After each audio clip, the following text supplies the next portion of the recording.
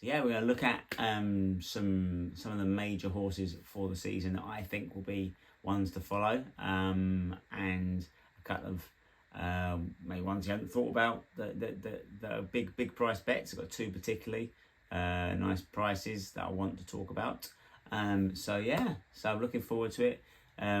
Chepstow's only, of course, round the corner where the season really starts. That's the Persian War is the main race there, the Novice Hurdle there.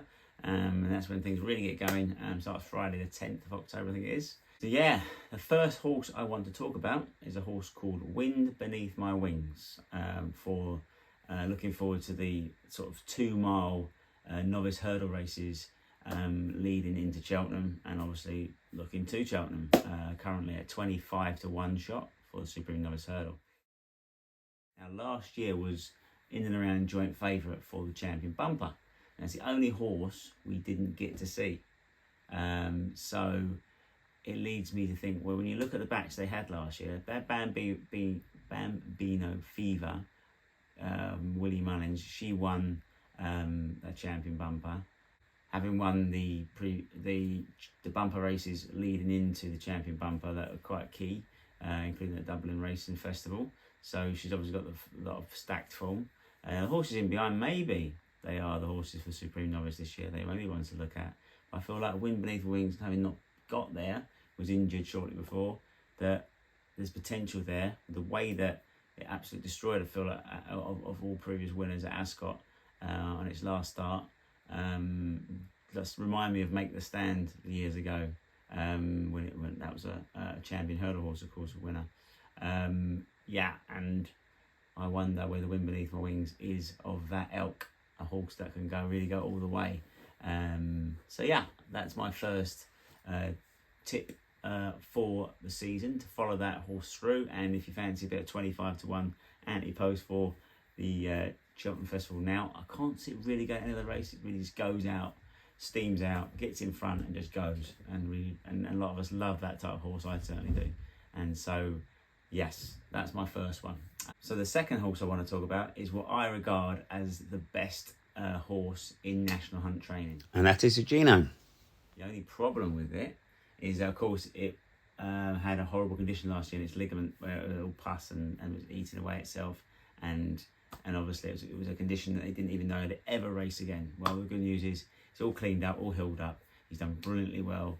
He's back at the yard, and he seems to have been ahead of schedule from where they thought they would be. And they're talking about, put it at the very worst, will start at the very beginning of next year, which doesn't give a lot of time for things like the Champion Chase and so on. But I just can't help a superstar horse like this. I mean, it was breathtaking the way he beat Ballyburn in the 2 mile novice race at Kempton last Christmas, and we were all licking our lips ready to see him again and hopefully win the Arkle last year, and that wasn't to be. But fingers crossed, and with Nicky's great training abilities to seem to get these horses back from the depths of the darkness of retirement, and a very, very young horse, plenty of future in front of it, so if he can get him right, which sounds like he is. And whether you want to have a bet on him though for next year is that'd be a choice of your own. For me, I put in a few multis at sort of 4 to 1, just because I just think it's going to be nowhere near 4 to 1 on the day. He'll be odds on, crazy odds on. So you're taking a chance that if you look at it, you're getting 5 times your money now, or you're going to get 1.5 times your money, let's say, on the day. If he comes back with the ability, we think. If he doesn't, he just won't be running, I wouldn't have thought. So that's worth a bet, thinking that he's probably, I would say, 50% chance of being the horse he was come March next year. That's kind of roughly speaking, and that makes the odds very, very in your favour for having a bet now, personally, how I see it. But your choice, how you see it. But yeah, that's definitely the horse I can't wait to see. I really, really want it to be back to full fitness and see it smash them all up at Cheltenham next year and along the way before that. The third horse I want to talk about is Willie Mullins' star chaser for the future, and that is Final Demand. Looked every inch the 3 mile chasing type last year. Won the Nathaniel and Lacey 2 mile 6 novice hurdle at the Dublin Racing Festival, and then turned up for the Turners Novice Hurdle at Cheltenham. We went 2 furlongs shorter, which probably wasn't ideal for it, and the ground went up good to soft as well, and probably went against it just about a day. 3 very, very, very talented horses up there. The Yellow Clay, the New Line. The New Line is now the champion hurdle favourite, and the Yellow Clay is going for the Stayers Hurdle. And all 3 are going to be very good horses this year, I would expect. A lot of the other horses in that Turner's Novice Hurdle were way back, and some good horses in there, including Potter's Charm of Nigel Twiston-Davies. So this year though, this is what it's bred for. If you look at the stature of the horse, they're always waiting and ready for his chasing career, and it's only going to be 3 miles. It's the only race he will ever go in. It's his number one as it stands at this moment.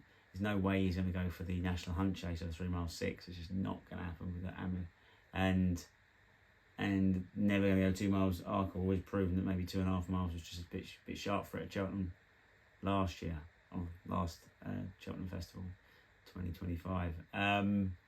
So unfortunately you're not getting any sort of price. So if you agree with me that it could well be the obvious one for that race, listen, do you take that price? Do you not? I put a few bets on. I managed to get 6 to 1 previously, so but it's 11 to 4 now, just under 3 to 1. So maybe some multis might be a good idea, but it isn't much of a price. Come the day, if it does do what we'd expect it to do, it's probably going to be an even money shot going off. But that will depend on so many different things, of course. So it's probably not a betting proposition, especially at the prices. So maybe there's something each way we can look at as the months go on. But still excited to see the horse. Excited to see what he's capable of. Maybe putting it into multis during the season also. So as we go through the months and we get through Christmas and the Dublin Racing Festival and things, maybe there'll be some scope for things like that then. So the 4th horse I want to talk about is out, and there's 5 in total, right? Only one more after this one, if you need to get somewhere. Haiti Couleurs. And this is obviously going towards thinking about the Grand National. Currently 16 to 1. I've managed to nip bit 33s to 1 end of last season. Having won the Irish Grand National last year, that's a very good signpost to what can happen in the Grand National. Often a lot of horses, especially the younger ones, have done well in the Irish Grand National, come on and done well at the Grand National in England the following year. So that's a good sign already. And it won in a lovely staying, strong performance towards the front. Just keep the same when it won in 3 mile 6 at Cheltenham against the novices there. That it just sort of just stays at the front, just keeps pounding over one fence after another, and just seems to be relentless in the way it runs. And that's sort of nice type to have in the Grand National, because often the Grand National winners come from the first pack of horses. So 8 to 10 horses at the front of the field, often where we get the winner from. So it's a good sign for that. A horse that hasn't run all that many times, so it's got plenty of improvement, I hope, left. Although it is 8 years old at the moment, so yeah, there's some improvement there, but not bundles, not like a 6-year-old would be. So there is that maybe against it slightly, but that's a small thing, and as I say, there still can be some improvement at that age to come, especially with having not run so many times as you'd expect for the age he is. So yeah, that's a 16 to 1 shot for the Grand National. So I mean, I think it's worth a few quid now, because as you see it run, it won't try and run too much. I think it will probably run, I'd imagine, 1 chase, probably find a hurdle race for it to keep it nearer the time, to keep its mark down. And the final one I want to talk about is Constitution Hill. Okay, well, this is my favourite horse in training currently. I think I said about Sergino's, it's the best horse. This is my favourite, and I think it's quite a lot of people's favourite. It's warmed our hearts with that amazing Supreme Novice win. All the runs it was running at that point, pretty much, it was just annihilating with ease, and the slick jumping is beautiful to watch. And it's actually the slick jumping that almost ruined him last year with 2 falls, first at Cheltenham and then at Aintree, having the season was just starting to progress nicely, and it got to Cheltenham, and didn't find his way over the hurdle, for just jumped too far out and clipped the top bar, and off over he went. And then Aintree, of course, was a bit in behind horses, and then tried to find a way out, and just did that. I believe, watching the race, that he didn't actually get a good sight of the hurdle, and that's why he fell that time.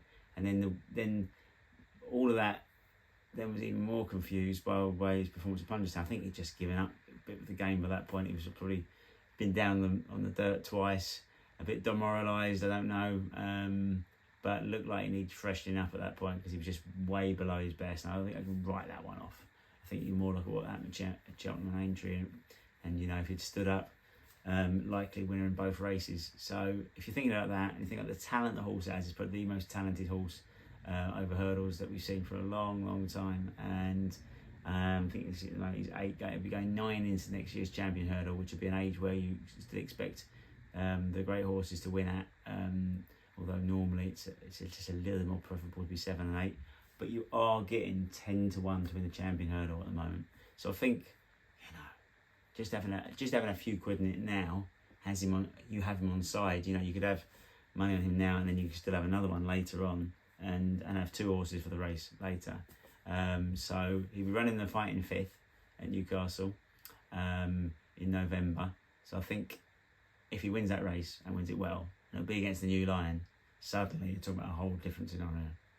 But it's ifs and buts. But at 10 to 1, considering he's a proper full-on odds shot in every other champion hurdle he was about to run in the last 2 years, you've got to think that he's great value at that price. You're taking a little chance on whether Nicky Henderson can get him back right again, but it sounds like all the signs are he's come back really well and he's ready to go. So that's what I'd suggest anyway. So other bets and other horses I want to just point out quickly, and actually this is one of my best bets, is the Jukebox Man for the King George, 16 to 1 currently. Won the novice version of that race at the Christmas Festival Kempton last year, winning well. Nice performance that was that day.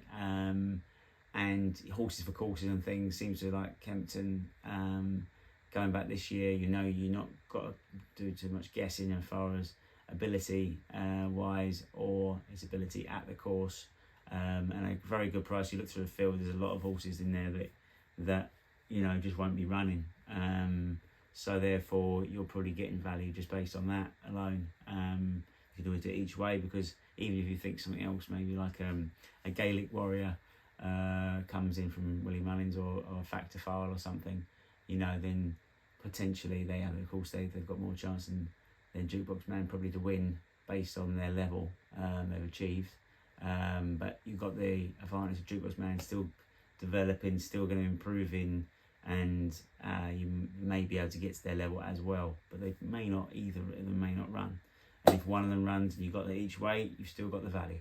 So yeah, that's one of the best bets of the season. And I said that I think the other couple of nice prices would have to be your 10 to 1 Constitution Hill, your High Couleurs at 16s, and your Wind Beneath the Wings at 25s. There's a nice little each way. Lucky 15 Yankee you could always put on. So that would give you a fair few quid back. So even getting a couple of those winners together would be nice. So nice, a bit of fun, small stakes. So I'd recommend you try that as a little bet. Another little fun little tricksy you could have is, a couple of horses we've already mentioned, Sergino for the Champion Chase, Constitution Hill for the Champion Hurdle, and throwing in Factor File for the Ryanair. Brilliant winner of the Ryanair last year. I haven't really talked much about the horse. Could have easily thrown it in there earlier. But yes, them 3 together. Maybe if you did Constitution on the other one, you might want to do more on the double between Sergino and Factor File, who are obviously the best horses in those races quite easily and at the right age. So yeah, actually a race I think could have an anti-post play is the Stayers Hurdle. 2 horses I fancy in that race. Firstly, Jasmine DeVoe, 8 to 1, won the equivalent Albert Bartlett Novice Hurdle over 3 miles on the same course last year, and the course is really helpful for that horse because it isn't the best of jumpers, and there's not as many hurdles to tackle, especially on the way home. So therefore, you're not as worried about its potential for mistakes making a difference in how it runs, and has already got the obviously relevant winning form in the book, having won the Albert Bartlett. That's the other horse I'm looking at in that race, probably more so actually, at a bigger price. Excited by the bit more star quality, maybe slightly, but certainly it's a staying horse, and that's the Yellow Clay. Brilliant over the 2.5 miles last year. It for me, it just looks a bit more staying type. It has speed, which is probably a nice combination to have for the Stayers Hurdle. 14 to 1 currently. Gordon Elliott has decided, even with him having the favourite Tihupu, who came second last year in the race. I'm always a bit undecided too. I've never been as a big a fan as some people, and it's obviously won the year before and came second this year to a 10-year-old. I think an up and coming horse like the two we've mentioned in here could could definitely come up on top. I prefer Yellow Clay to Tihupu, certainly, and the only other one I would fear is Jasmine DeVoe. So 8 to 1 Jasmine DeVoe, 14 to 1 Yellow Clay. You could have both going forward. Both are likely to chop straight in once they start running. They're horses that are young, up and coming, novice races last year, and they're the new blood for this race. And then other horses that I wanted to mention was 2 quick ones. Juby Ball of Evan Williams, saw it last year running 2 novice hurdle races. Just love the way this is a real visual one. It just always looked coming cruising and then coming and steaming through. I gave 1 whip and he's gone off and won 6 lengths to a horse called Ben Solo last year, and the rest of the field were just way back where. So one at Chepstow at Fosslas, and it's only 2 novice hurdle starts. Only raced 4 times, 2 over in the bumpers. So yeah, I'm really looking forward to seeing this horse. It's one I'll be playing in those novice. I'm assuming it's novice chases from what I heard last year. That's the plan. They just kept it really quiet campaign, didn't take it to Cheltenham and save it for what it's going to be good at. And you can see the stature of the horse looks like a chaser. Always helps, doesn't guarantee it, but yeah. So really looking forward to that one to follow right through to Cheltenham, but all the races before it. May well run at Chepstow, being its Welsh trained horse. And the other one was Malanga. Nicky Henderson and JP McManus bought this horse. And again, another visual impression. I mean, 62 grand race at Auto, one run, 1 win, and just picked up and showed that turn of foot that I really love when I'm trying to pick a 2-mile hurdle winner. So I'm really looking forward to see how that horse gets on towards the Triumph Hurdle. And it's currently 12 to 1 in that market currently. So there's a few horses, a few ideas, a few views on the upcoming stars and some good bets for the whole season looking forward, and especially focusing, as we ever always do, at Cheltenham. So yeah, thank you very much for watching, and any comments please put them below. Any ideas, anything when you think about my horses, any horses you fancy, please put them below and I'll comment straight back. But let's get this jump season off and running, and I'll catch you very soon.